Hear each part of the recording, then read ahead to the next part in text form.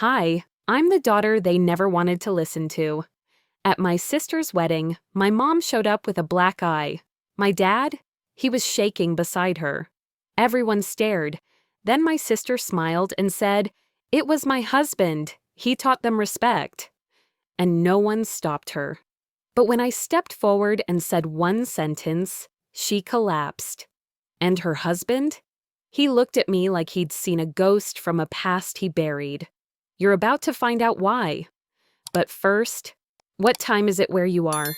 Drop it in the comments. We're about to unravel everything they tried to hide. The late afternoon sun poured through the tall windows of the wedding hall, casting soft golden light over the white tablecloths and rose-draped chairs. You'd think it was a dream. My sister finally getting married in one of those suburban Chicago venues that tries to look like a French chateau. From the outside, it looked perfect. Inside, it was a powder keg waiting for a spark. I stood near the back, next to a tall vase of baby's breath and white hydrangeas, pretending to check my phone. In reality, I was watching how my mother kept smoothing down her dress, eyes darting across the room like she was waiting for something to explode. Watching how my father leaned on his cane with both hands, his mouth tight, like he was holding back more than just physical pain, and watching how nobody, absolutely nobody, noticed I was even there. That wasn't new. The youngest daughter, the quiet one, the sweetheart, as relatives liked to say when I was little. But being sweet meant being silent, and silence meant being invisible. I hadn't even gotten a proper seat. They ran out of place cards, apparently. A mix-up, they said with that syrupy tone people use when they know damn well it wasn't a mistake. So I found an empty chair near the exit, one of those half-lost places in a room full of noise and perfume and fake toasts. That's when it happened. My mother stood near the front of the hall, glass of champagne in one hand, her other hand twitching at her side. The chatter softened. People turned. And for the first time in my life, I saw a room fall quiet, without anyone saying a word. Her eye, the left one, was darkened, swollen just enough to be unmistakable. A bruise. Gasps rippled like cold wind. I saw a few guests look at each other, lips curling in discomfort. Others glanced at the groom, then quickly away, like they'd seen something they shouldn't have and were too polite to admit it. And then my sister spoke. "Let's raise a glass," she said, her voice bright, almost smug. "To my husband. He taught Mom and Dad how to behave, how to show respect." Some people chuckled nervously. A few sipped their drinks to cover the tension. I stood there frozen, unsure if I'd heard her right, but I had. Every word sat heavy in the air, like the aftertaste of burnt sugar. My brother-in-law, tall, neat, always buttoned up, gave a small smirk, just enough to make my stomach twist. I gripped the side of my chair, knuckles white. My mind spun with memories I'd spent years packing away in neat little boxes. The time I found Mom crying in the laundry room, but she said it was allergies. The Christmas when Dad had a limp that came out of nowhere. My sister laughing it off, saying they were just clumsy. We all played the roles we were assigned. And me? I was the one who never asked questions. The one who made excuses to avoid the family group chat. The one who tried not to see the cracks because once you saw them, you couldn't unsee them. I wanted to scream, to cry, to yank the microphone from the stand and tell them all what I knew. But I didn't. Instead, I sat there in the noise and silence, folding a napkin on the table into the shape of a little leaf, something I used to do when I was anxious. It was an old habit, one nobody ever noticed. Just like me. The room shifted. Someone laughed too loud near the bar. My cousin whispered to her husband, eyes darting toward Mom. But nobody said a damn thing. I stood up. It wasn't dramatic. No one noticed at first. But in that moment, everything inside me aligned. Years of watching, Years of pretending. Years of swallowing every insult, every dismissal, every cold shoulder at Thanksgiving. I walked forward, heels clicking against polished wood. My sister's eyes caught mine, briefly. Her smile wavered. My pulse thudded in my ears, but my steps were steady. This wasn't about revenge. It wasn't even about justice. It was about truth. And maybe, for once, letting it all burn if it meant they'd finally see me. I clutched my purse a little tighter. Someone near the front glanced at me, confused. I didn't care. I wasn't here for them. I was here for myself.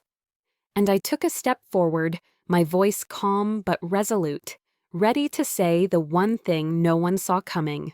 The silence broke like thin glass under my words. I didn't raise my voice, didn't tremble. I just said it, clear and clean. You hit our parents. That's who you are. Not a teacher, not a husband, just a coward. At first, no one moved. Then, like someone had pulled the air out of the room, my sister's face drained of color. Her lips parted, but no sound came. She looked at me, then at him, then back at me, eyes wide, throat working like she was swallowing something sharp. He didn't smile anymore. That smug curve on his mouth dropped an inch. His jaw tensed. He didn't speak, didn't deny it, just stared at me, like he was measuring what I might say next. Gasps rolled through the room like a slow wave. Chairs shifted. Someone dropped a fork. A couple near the dessert table stopped mid-bite, their eyes flicking between the three of us like they were watching a show they didn't mean to buy tickets to. Across the room, a woman in a green silk dress squeezed her husband's arm. Another guest set down her wineglass with just enough force for it to clink. The music playing in the background, a soft, instrumental version of something forgettable, sounded suddenly too cheerful, almost obscene. My mother sat down, hard, like her legs gave out. Dad reached for her, his cane clattering to the side, but she waved him off. Her eyes, swollen and tired, were locked on the floor. She didn't say a word, but I saw her shoulders quake. I didn't expect applause. I didn't want it. I just wanted the truth to finally sit in the middle of the room with the same weight I'd been carrying for years. My sister found her voice again. "You don't know what you're talking about," she hissed, but her voice shook. I took a step closer. "I know enough. I know about the bruises. I know how Dad flinched when your husband raised his voice. I know what I saw the night before your engagement dinner." Her eyes narrowed. "That was none of your business." "It became my business when you made it public today. You stood there and called him a teacher, said he taught them to behave." I paused. "That's not love, Rachel. That's fear." The room buzzed now. Low voices, awkward coughs, the occasional clink of silverware. A young server trying to pass behind me tripped slightly over the train of a tablecloth, sending a half-filled flute of champagne tumbling onto the floor. The sound was loud enough to snap heads in that direction, a brief distraction from the pressure building in the center of the hall. I took it all in, every glance, every breath held too long. And somewhere beneath the chaos, I felt something unexpected, satisfaction, not petty, not triumphant. Just stillness, like something inside me had finally stopped rattling. All my life, I had lived in the shadow of Rachel's voice. At school, she was the star. At home, the one who could do no wrong. At every family dinner, I was the one clearing the plates, while she soaked up the spotlight. And if I ever spoke up, I was told I was too sensitive, or worse, jealous. But right now, she had no spotlight left. Just a roomful of people who finally saw the cracks in her porcelain. "I can't believe you'd do this on my wedding day," she said, biting out each word. "You're trying to ruin me." "No, Rachel," I replied calmly. "You're doing that just fine on your own." Her hands clenched into fists at her sides. The groom placed a hand on her back, like a handler trying to calm a nervous animal. But when she turned to him, there was something new in her face, something close to panic, like she finally realized he wouldn't save her from this. Our mother finally spoke, voice thin. "Please, let's not make a scene." I turned to her gently. "Mom, you already did. You just didn't know it." Dad shifted beside her, unsure of where to look. I caught his eye for a second. He gave me the smallest nod, almost imperceptible. But I saw it. I stood there, steady. I didn't raise my voice. I didn't cry. I didn't ask for anyone's permission. And on the table beside me sat that same folded napkin, shaped like a leaf, its edges soft from where I'd fiddled with it earlier. I picked it up, turned it between my fingers. Funny how something so small could say so much. I used to do that at every family dinner. Fold napkins, pick at my food, keep my head down. No one ever asked why. Now they knew. I looked at Rachel. She was shaking, just slightly, but enough. The groom's eyes had changed. He was scanning the room, sizing up the damage. Not to her, to him. His image, his reputation. This wasn't over. I could feel it. And just as I felt the room shift under my words, a cold, calculating smile from him warned me the real test had only begun. He didn't speak right away. After that smug grin crawled across his face, he nodded at someone in the crowd, maybe his cousin, maybe just a convenient distraction, and then calmly walked off like nothing had happened. Like the room hadn't just cracked wide open. I followed, not because I wanted to, but because I knew exactly where this was going. There was a side room near the gift table, tucked behind a divider wall and meant for the bride and groom to use as a private dressing area. He slipped in without looking back, and I gave it a beat before stepping in behind him and quietly shutting the door. The noise from the reception faded into a distant hum. He turned to face me, still calm, still too smooth. "You really know how to ruin a celebration, don't you?" he said, voice low and measured, like he was doing me a favor by keeping things quiet. "You think that little show out there made you brave?" "I think it made you nervous," I answered. "Finally." He took a few slow steps closer, hands tucked into his suit pockets. "Do you honestly believe anyone's going to take your word over mine? You've always been the weird little sister, always lingering around, always watching. You're not exactly a reliable witness." There it was, his tactic. Undermine, minimize, deflect. I kept my tone even. "Funny how you went from pretending I didn't exist to suddenly needing to discredit me." His smile tightened. "Rachel's going to come to her senses. When this all calms down, she'll see who's really in her corner." I studied him for a moment. His confidence wasn't fake. It was habitual, learned, practiced. He wasn't used to being challenged, especially not by someone he considered beneath him. "You know," I said, "I used to wonder why people like you get away with so much. But now I see it. You count on silence, on shame. You wrap yourself in manners and wine glasses and big speeches. Just enough polish to cover the rot." He blinked, just once. A flicker of something passed through his eyes. Surprise, maybe, or the beginning of doubt. I didn't give him the satisfaction of seeing me flinch. All those family holidays where I stayed quiet while he talked over Dad. The backhanded comments about my career. The time Mom refused to meet my eyes when I asked her, point blank, if she was okay. They all came rushing back like a tide. "You've spent years grooming them to believe you're the answer to everything," I continued, "but you didn't count on me remembering. You didn't think the quiet one might actually be watching." He looked away, briefly, then back. "You don't have proof." "Yet." A beat passed between us. Not long, just long enough. He took a step back and ran a hand through his hair. "You think this is going to end the way you want? This family will always protect itself. You step too far out of line, they'll close ranks. It won't be me that ruins you, it'll be them. That part hurt, because there was truth buried in it. But I also saw something he didn't. My mother's glance earlier, full of guilt and hesitation. The way Dad didn't defend him. The way even Rachel looked shaken, not from shame, but uncertainty. Cracks were forming, whether he noticed or not. I crossed my arms. You're right. This family is good at protecting things. But I'm done protecting you. His smirk returned, but it didn't quite reach his eyes.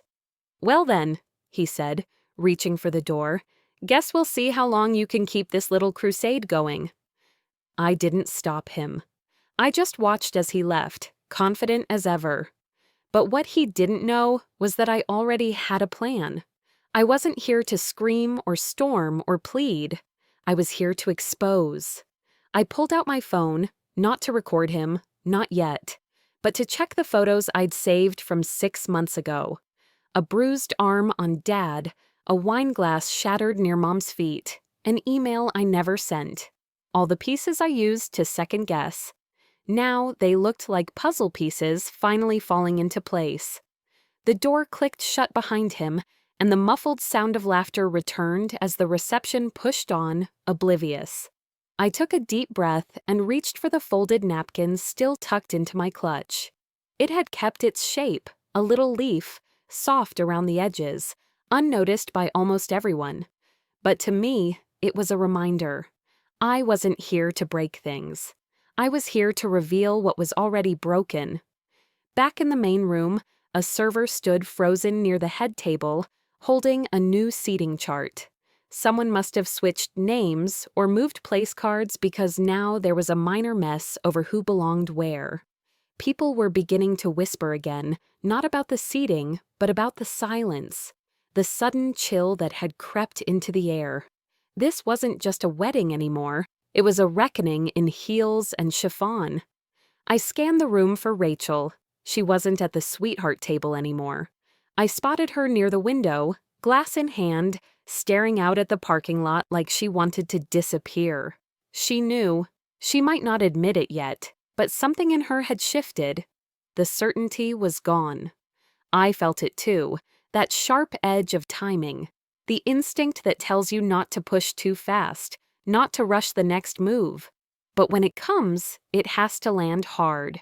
And it would, because I wasn't done. I let him leave with his smug confidence, knowing that by nightfall, the truth would quietly make him tremble. As I re-entered the reception hall, the air felt heavier, like something unseen was pressing down on everyone, but no one dared to name it. The lights had dimmed for the evening portion of the celebration.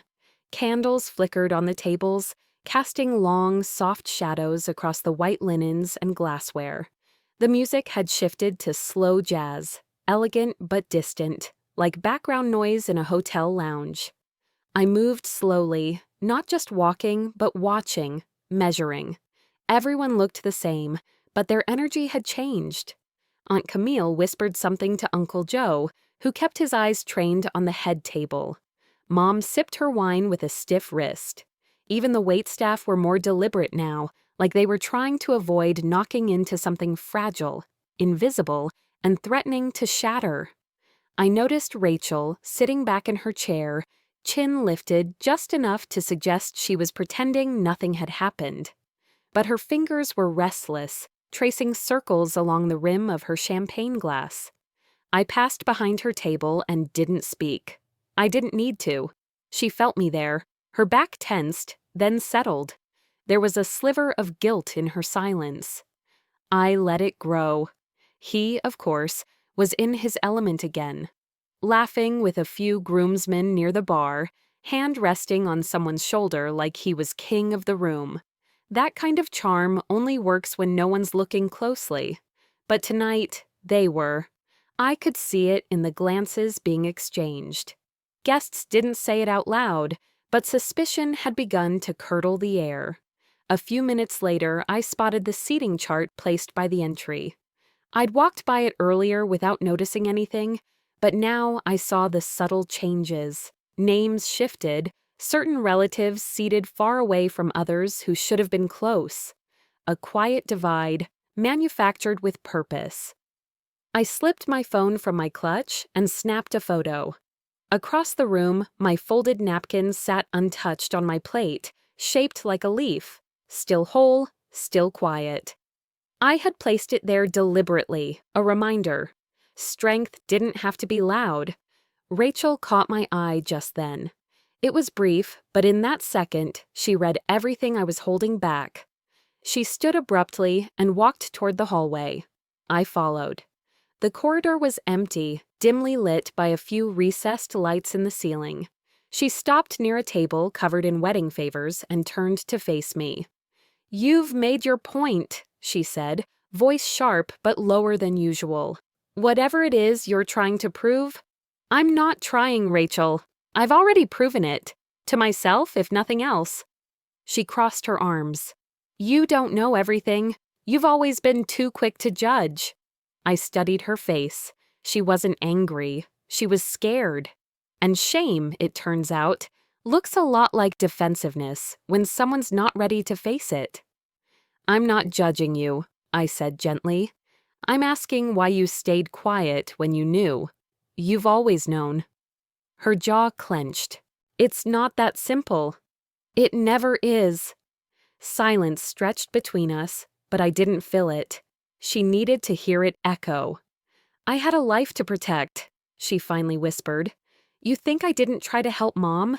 That I didn't argue with him? But every time I did, he made sure someone paid for it. Usually her. Or Dad." I nodded. "And you thought silence would protect them?" "It did. For a while. And now?" She looked away. We stood there for a moment longer. Then I turned and walked back into the hall, not out of spite, but because I didn't need to hear any more. She was unraveling on her own. That was enough. As I approached the mic stand, I didn't rush. I passed a table of cousins who grew silent when I neared. At the far corner, Dad was still nursing a ginger ale, eyes flicking back and forth between me and the groom. He looked tired, older than he had earlier, but he didn't look away when I met his gaze. I stood by the mic but didn't touch it yet. I ran my hand down my dress, smoothing nothing in particular, then adjusted a glass on the table beside me. Small movements, intentional. People noticed. The groom turned. His laughter died mid-sentence when he saw where I was. The conversations in the room didn't stop all at once, but they quieted, gradually, like a tide pulling back before a wave. I wasn't going to make a speech, not yet. I was setting the stage. From the corner of my eye, I saw Rachel had returned. Her arms were at her sides now. Her husband stood near her, lips moving quickly as if scolding or warning her, but her attention was locked on me. The folded napkin sat in my palm now. I held it softly, gently. The symbol of everything that had been ignored, dismissed, packed away neatly for years. I had never needed to scream to be heard, only to be steady. He stared at me, clearly unsure of what I would do next. For once, he was off balance, and so I smiled faintly, knowing the next move would be mine and that everyone would watch the balance shift. As the soft spotlight shifted over the stage, the reception room seemed to exhale. The initial rush of congratulations and clinking glasses had eased into something quieter, tenser. I stood near the edge of the table cluster, clutch in hand and folded leaf-shaped napkin tucked between my fingers, feeling its familiar crease press into my palm like a secret signal. I watched as my brother-in-law swaggered through the tables, greeting guests with that practiced charm of his. He draped an arm around one of Dad's old business associates and nodded like he owned the moment. My sister laughed at a story he told, her voice high, and just a little too loud for the setting. The smiles around them were perfect, polished, but I saw the small things nobody else did. Her glance downward after the joke, the guest who paused mid-laugh, the way Mom's hand closed around her wine glass. Tension. I remembered the years when I believed being the good kid meant being grateful. grateful for family, for place, for sharing whatever crumbs of attention were left. I wasn't a puzzle piece they ever cared to fit. I cleaned up the leftover plates, listened to Dad's sighs, fixed Mom's hair when she didn't want to. I was always the quiet one, always the unnoticed one, and now I was here, finally, in the room full of witnesses. When a waiter walked past with a tray of hors d'oeuvres, I noticed the guest list card beneath his jacket pocket, something I'd photographed earlier. Names shifted, tables reassigned. My phone buzzed softly in my clutch. I ignored it. I needed everything to stay calm, outwardly elegant, inside, ready. I looked down at the napkin. It sat quietly, like me. "Hey, can I talk to you?" I heard my sister's voice behind me, gentle but forced. I turned and found her standing less than a foot away, dress shimmering in candlelight.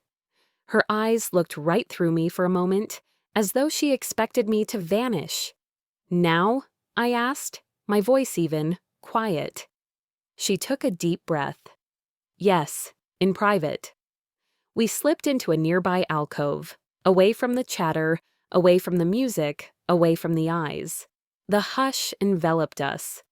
"I know you're doing something," her tone softened, but fear was shining through. "And I can't stop it." She rarely confessed anything less than confidence. "What I'm doing," I said, "is letting everyone see what you've pretended wasn't happening." I paused. "You stood by while he walked over our parents, and you knew." Her eyes flickered. "You know how Dad flinched when voices got raised. You know how Mom changed her dress that night, pretended the bruise was an allergy." She swallowed. "You're twisting this. Am I?" I kept my gaze firm. "I collected what you didn't think anyone kept. The seating charts, the emails you deleted, the nights when I left early because I knew you'd stay and pretend everything was fine. You told me to stay silent. And I did. Now I'm not." Her breath caught. The full weight of the moment hit her. I saw it. She didn't speak. I didn't wait for her to try. I stepped away. Back in the hall, the music had slowed. The spotlight shifted again, and I wandered toward the buffet line, not because I was hungry, but because I wanted to stand in plain sight, where people would see me. A group of relatives passed, and I overheard them murmur, "She's been quiet for years. Who is this woman?" The assistant manager accidentally bumped the corner of the buffet table, and a tray rattled sharply. People jolted. It was trivial, but the timing was perfect. Chaos is sometimes subtle. I scanned the room. My father still held his ginger ale, looking older than when the sun had set. Mother was in a conversation with an old friend, but her gaze flickered towards me. I allowed a slight smile to curve my lips, soft but full of resolve. The leaf napkin in my clutch crinkled under my fingers. I walked over to the stage area, where the microphone stood waiting. The antique oak podium felt heavy under my hand, but I touched it like it was mine, not someone else's story, mine. The groom watched, his expression thin. He was finally squaring up. In that moment, I didn't raise my voice. I didn't shout. I didn't call anyone a liar. I just stood there, silent long enough for the room to hear something else, the truth slipping into plain sight. My sister's guest rose from her chair and announced the toast for the newlyweds. Glasses lifted, the clink echoed, and I remained still, watching. Inside me, a storm had settled. Anger kept in check, courage finally free. A quiet but firm promise, I would not vanish again. As I lifted my glass, the room unaware, I felt the first ripple of justice set in motion. As I lifted my glass, pretending to toast with everyone else, I felt the shift, subtle, but there, like a current moving under calm water. He must have felt it too, because when our eyes met across the tables, his grin was a little too wide, too practiced. He raised his own glass, looking directly at me, and said loudly enough for the tables nearby to hear, "Well, not everyone can handle being the center of attention. Some people just need to feel important for once." A few guests chuckled, nervous, unsure if they were meant to laugh. My sister laughed too, a shallow sound that didn't reach her eyes. My mother froze mid-sip, her fingers trembling slightly as she set her glass down. I forced a smile. "Oh, don't worry," I said lightly. "I've been invisible for so long, I'm used to watching people pretend they're the star." That landed harder than I expected. The laughter died almost immediately. He recovered with a quick laugh. "Still sharp-tongued, huh? Guess some people never outgrow being jealous." Jealous. The word lingered like a sour aftertaste. I tilted my head. Jealous? Of what exactly? Control or fear? He blinked. Just once. But it was enough. For years, I had sat through moments like this. Holiday dinners where his voice filled the room. Conversations where I'd be cut off halfway through, my sentences lost under his jokes or my sister's dismissive smiles. All while Mom nodded politely, Dad stayed quiet, and I disappeared into the wallpaper. Not tonight. I let the silence hang for a beat before taking a slow sip of champagne. The crowd shifted awkwardly, people pretending to return to their meals, though most of them were watching us from the corners of their eyes. Across the room, my coworker Karen, one of the few friends I'd invited, caught my eye. She gave a subtle nod, understanding. We'd talked before the wedding. She'd seen enough of my family to know how the balance worked. She also knew I wasn't showing up tonight without a reason. As I walked past the tables, I caught bits of whispered conversations. Someone said, "That was strange." Another murmured, "You could cut the tension with a knife." I smiled slightly. Let them whisper. It was better than silence. I paused near the dessert table, where a group of guests stood chatting. My sister's husband, always playing the charming host, made his way toward them, laughing, gesturing, touching shoulders. I listened. He was bragging about how he'd brought order to our family, how things had been chaotic before he came along. "Sometimes," he said, "you need a strong hand to set things straight." That was my cue. I stepped closer, speaking just loud enough. Or sometimes you just need people who aren't afraid to speak up. The group fell silent. His face flickered for half a second before he turned, still smiling, though his jaw tightened. "Always one for drama," he said smoothly. "You really do have a talent for timing." "Timing," I repeated softly, "is everything." Then I set my glass down and walked toward the stage. The microphone was off, but I didn't need it yet. I stood by the podium, pretending to adjust the floral arrangement beside it. My hand slipped into my clutch, fingers brushing against the folded leaf napkin. I placed it gently on the podium, its soft crease catching the dim light. No one noticed, but I did. It sat there, quiet and deliberate, the same way I had been all my life. A memory flickered, me at 12, standing at my sister's birthday party, holding a tray of cupcakes I had baked myself. Everyone had praised her for the decorations, the setup, the music. Not one person asked who made the food. I remembered smiling, pretending I didn't care. But I did. That night, I learned how easy it was to erase someone by simply never saying their name. Now, as I looked around the hall filled with faces, friends, family, strangers, I realized I'd stopped waiting for anyone to say mine. I was writing it into the air myself. He called out from the crowd, "Hey, why don't you tell everyone one of your famous stories, huh?" The sarcasm dripped off every word. I smiled sweetly. "You mean the ones where people pretend to be heroes while others clean up their mess?" A ripple of unease moved through the room. People looked from him to me, sensing something buried just below the surface. I turned slightly toward my sister, who sat frozen beside our parents. "You remember, don't you, Rachel? The time he helped Dad with that insurance issue? Or when Mom had that accident? And somehow it was her fault? Her eyes widened. "Stop," she whispered. But the damage was done. The first crack in the mask had formed. I could feel every heartbeat in the room syncing with mine. Fast, uneven, expectant. I wasn't shouting. I wasn't crying. I was simply done being small. "I'm not here to ruin your wedding," I said quietly, voice steady. "I'm here to stop pretending this family is what you keep telling people it is." A few guests whispered. Someone coughed. My father sat still, his knuckles pale against his cane. My mother's eyes glistened. He laughed again, but it didn't sound the same this time. "You're making a fool of yourself," he said. "Maybe," I replied, "but at least I'm not lying to myself." I turned away before he could respond. The napkin on the podium fluttered slightly from the air conditioning, like a signal waving in slow motion. My quiet rebellion, hidden in plain sight. I caught Karen's gaze again. She gave a small nod. Everything was in place. As I stepped off the stage, I saw it.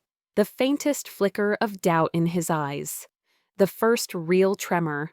And I knew the real reveal had yet to come. The room buzzed with quiet conversation. Forks clinked against porcelain, but to me, it all sounded distant, like muffled static beneath the weight of what I knew was coming. I took a step back from the crowd and let the moment breathe. My eyes scanned the tables, some still caught in conversation, others more focused now, their attention drawn by what had just happened between me and him. It was in the little things, a slight tilt of the head, a narrowed gaze, the hush that follows something people aren't quite ready to admit they saw. Something had shifted. He stood across the room, his arm draped around my sister's shoulder, posturing like a man who'd already won. But his smile didn't quite reach his eyes anymore. And Rachel, well, she wasn't laughing the way she had earlier. Her hand clutched her wine glass a little too tightly, and she kept glancing around like she was looking for an exit that didn't exist. That was the thing about arrogance. It never knows when to be afraid. I exhaled slowly, letting the tension move through me without taking me down. My fingers brushed the napkin I'd left on the podium earlier. A small detail, unnoticed by most, but deliberate. It reminded me of who I'd been, quiet, folded in on myself, and who I had become. Karen walked by casually, pausing near my chair just long enough to murmur, "Whenever you're ready, he's cracking." I gave a short nod, then turned back to the room, where the lighting had dimmed even further. The band played something soft and unmemorable, background noise now to what was unfolding. I thought of something my old boss once told me over coffee, years ago, when I was the only woman in a room full of men who talked over me. She leaned in and said, "You don't need to shout to be heard. You just have to make sure what you say can't be ignored." I hadn't forgotten that, and tonight I intended to be unforgettable. I moved between tables slowly, not looking rushed. That was important. Controlled people never look rushed. A couple guests stopped me to chat. Nothing meaningful, mostly small talk, but I used the time to observe.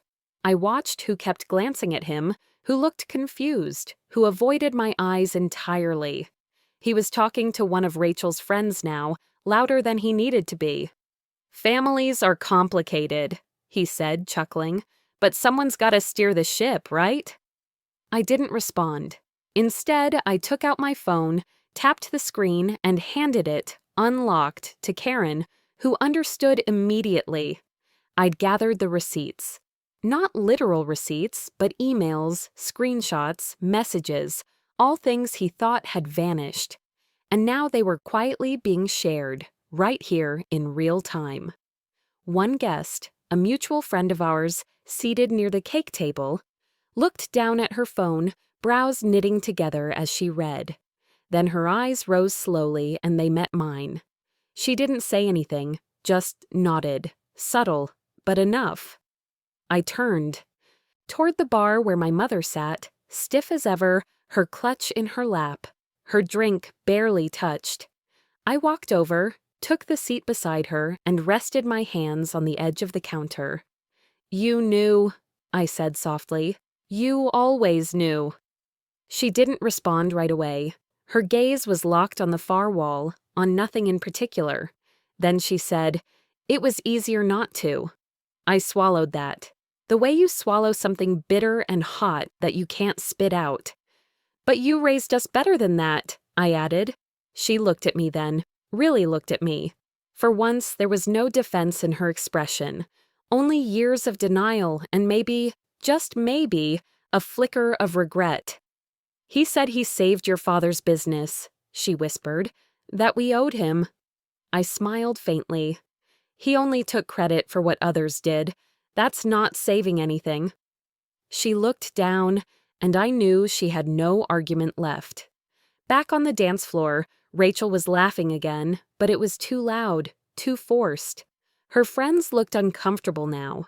The room was catching up. The air had changed. People sensed it before they understood it.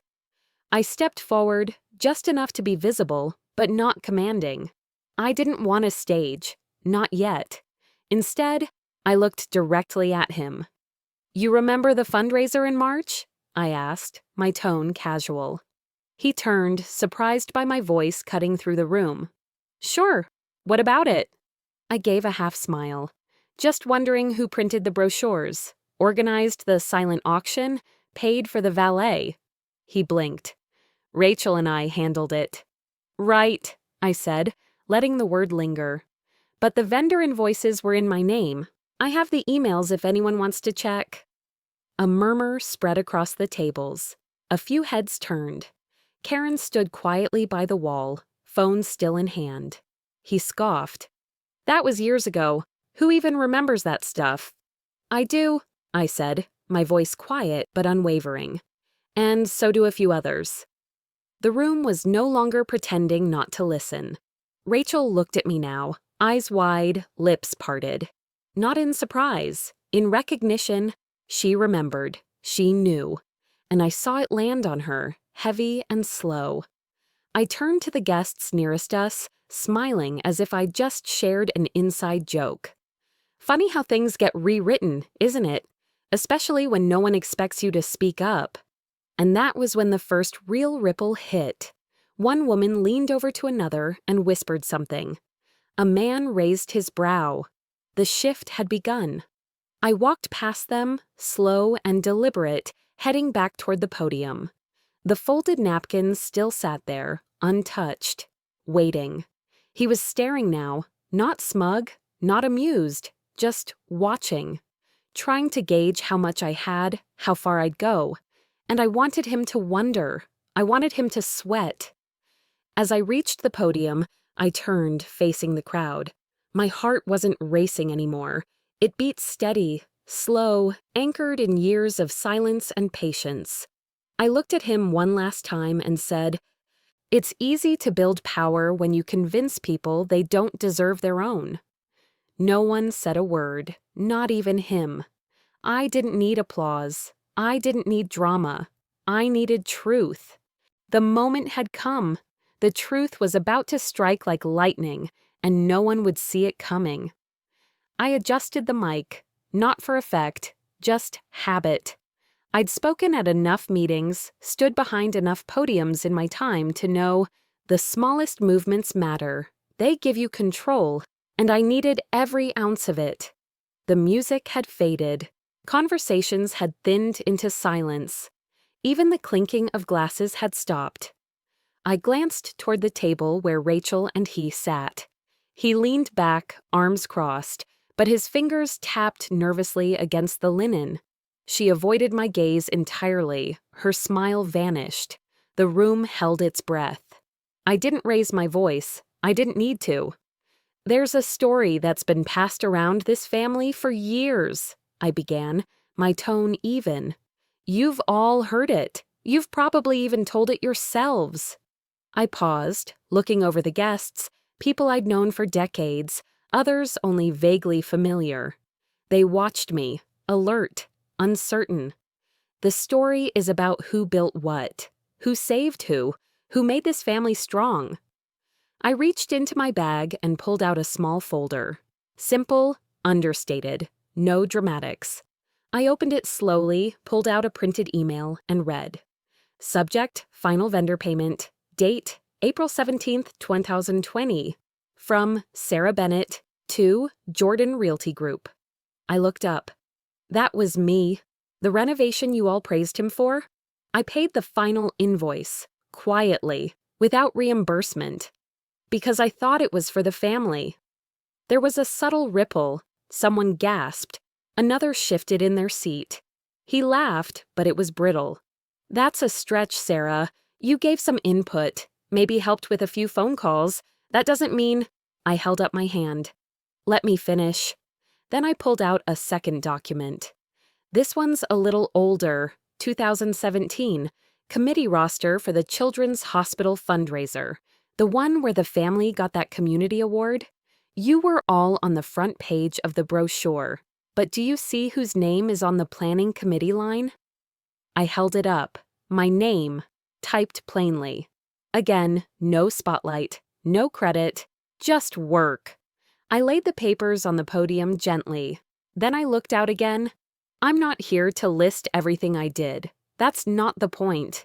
The point is that for years I was told to be quiet, to let others shine, to make things easier for the family. A hush fell heavier than before.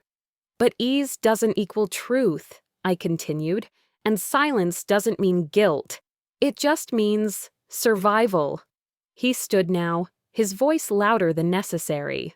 Sarah, this is a wedding reception, not some courtroom drama.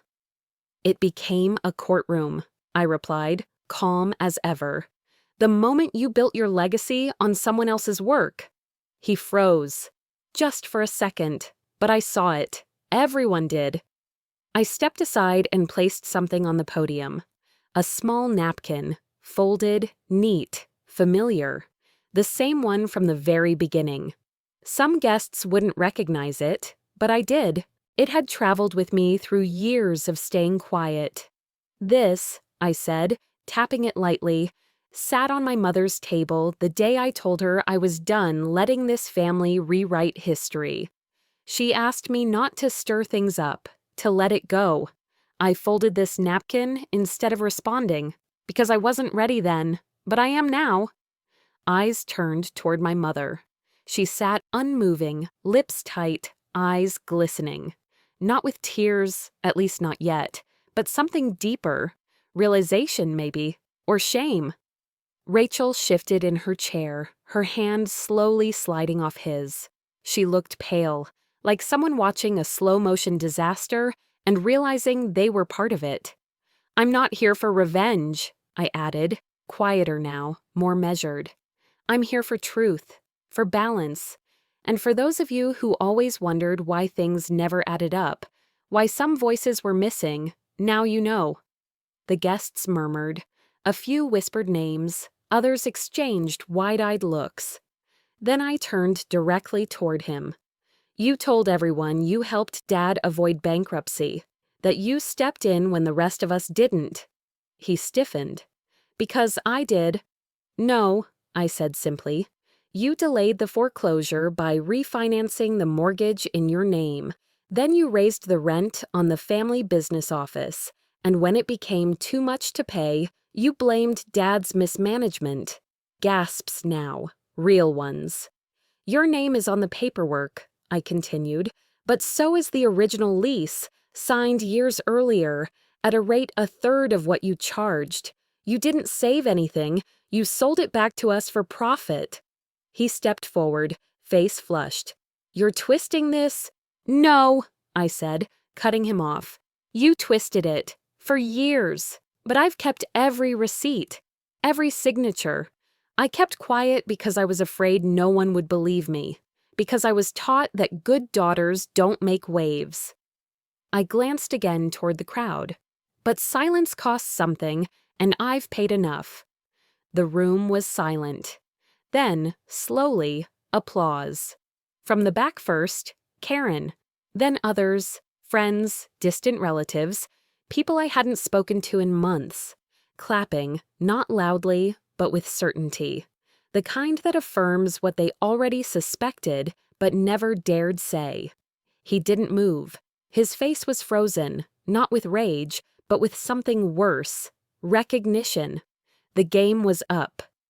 Rachel looked down at her lap. My mother's eyes were still on me, but her head dropped slightly. A gesture I'd never seen from her before. Almost respect. I stepped back from the mic. I had spoken the truth, but the echo of consequences was only beginning. I stepped away from the mic, leaving behind the stack of documents and the folded napkin, like quiet witnesses. The room, once thick with anticipation, now hung in an awkward hush. Distant murmurs floated like smoke, some trying to make sense of what they'd just heard, others simply stunned by the unraveling they'd witnessed. I didn't need to look back to know he hadn't moved. His pride, like a brittle shell, had cracked wide open. Rachel still sat beside him, but there was distance now, not just physical, but something deeper, a fracture in the story they'd built together. The DJ, unsure whether to restart the music or offer condolences, hovered uncertainly near the speaker board. No one danced, no one toasted. The party was over, even if no one had said so aloud. A hotel staff member guided me gently toward one of the side rooms, the ones reserved for family and bridal party. Away from the crowd, away from the noise. I nodded in thanks, but didn't speak. I needed the quiet more than I realized. Inside, the room was dim, lit only by the soft glow from a sconce over the mirror. I sat on the small love seat in the corner, unzipping my clutch with slow, deliberate fingers. My phone buzzed. A text from Karen. "Proud of you. Every word." I stared at it for a moment, let it settle. The door creaked. Rachel stepped in. Her heels clicked softly against the hardwood, but she didn't come close. She just stood by the door, hands clasped. "I didn't know it was all like that," she said, voice small, not defensive, just exposed. "You didn't want to," I replied gently. She nodded. "Probably not. I was too wrapped up in what he could do for us. For me." Her eyes were tired, not from the wedding, not from the wine. Tired in that way you only get when the mask finally slips and you see your own reflection clearly. "I was angry at you for always watching," she continued, "but you were the only one really seeing." I didn't answer. She didn't expect me to. Rachel crossed the room slowly, her gaze landing on the folded napkin still in my clutch. She hesitated, then looked back at me. "You're not going to hate me forever, are you?" I looked up at her, steady. "I don't need to. That's the difference." She blinked, tears threatening. Then she turned and slipped out without another word.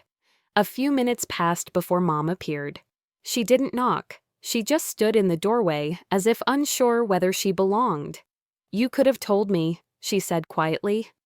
"I tried," I answered, "but you always asked me not to cause a scene."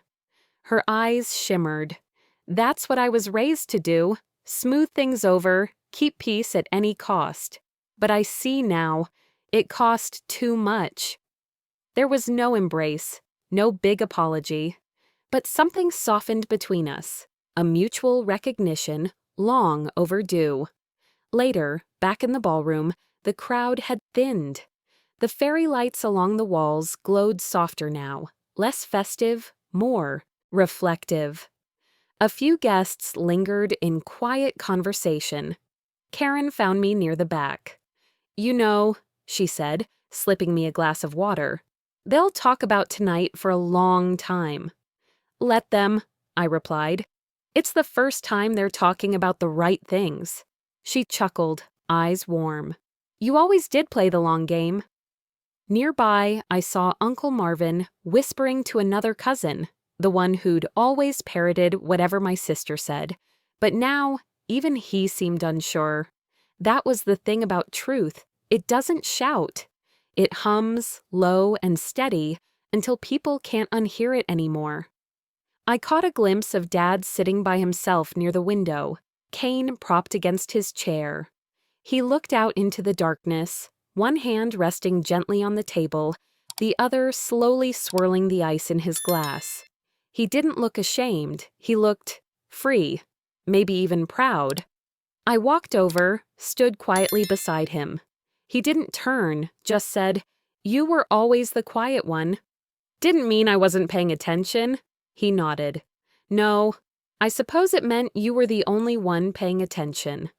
For a while, we said nothing more. Eventually, the last of the guests drifted out. The DJ packed up. The staff cleared tables. And just like that, the grand night became memory. I returned to the family room one last time to gather my things. My shoes were off, my clutch tucked under my arm. I paused in front of the mirror, not to check my face, but to look into my own eyes. There was no apology in them, no anger either, just clarity. I picked up the napkin one last time, unfolded it, smoothed its creases.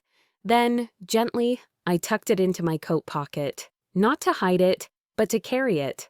It was no longer a symbol of silence. It was proof I'd stayed standing. As I walked away from the echoes of that night, I knew some wounds would never fully heal. But my story was finally mine to tell.